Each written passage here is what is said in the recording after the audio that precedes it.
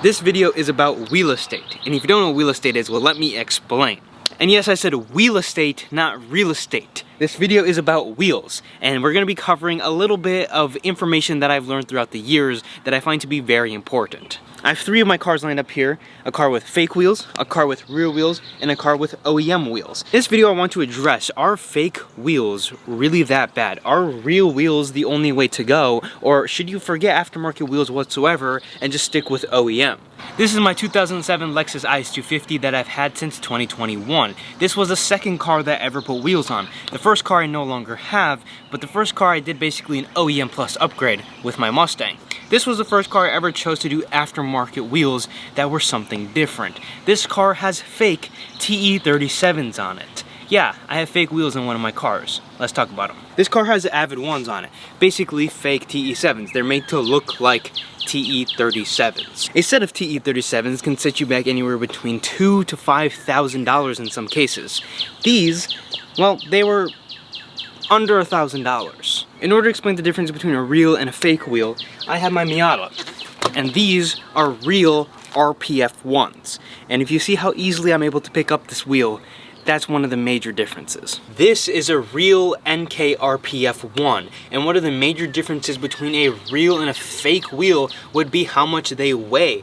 Real wheels are expensive because of how they're made. They're made to be light and super durable. This NKRPF1 wrapped in a Yokohama tire weighs almost as much as these stock wheels, which is absolutely crazy to think about because they're an inch bigger in diameter and almost 3 inches wider. Do you know what the 37 in TE37 stands for? It stands for 37 grams because that's how much the wheel weighs. These fake TE37s weigh a lot. They do not have the performance benefit that a real wheel would.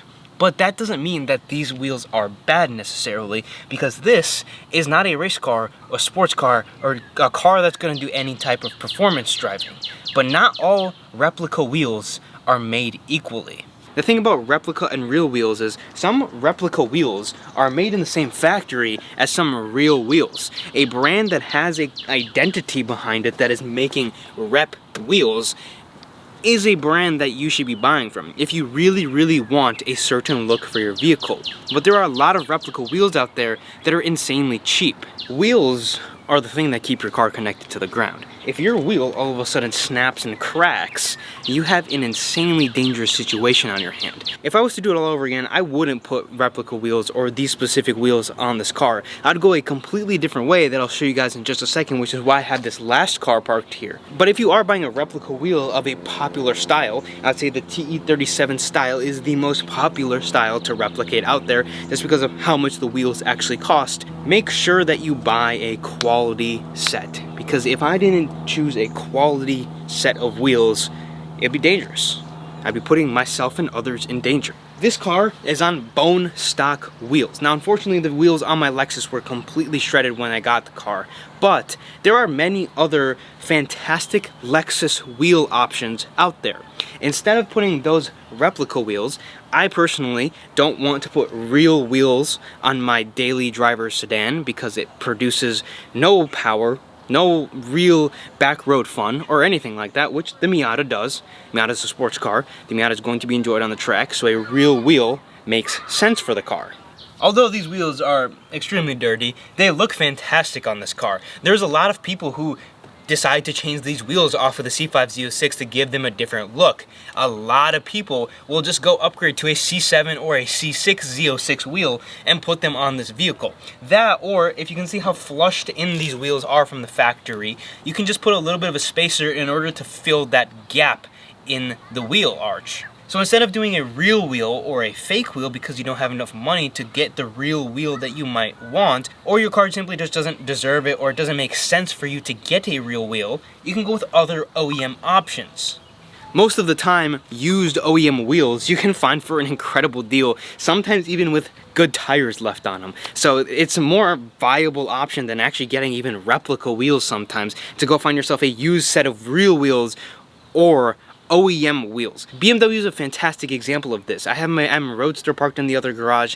The OEM wheels are some of the most beautiful wheels I've ever seen on any car. You can use them. The wheels I have on my car on a 3 Series and vice versa.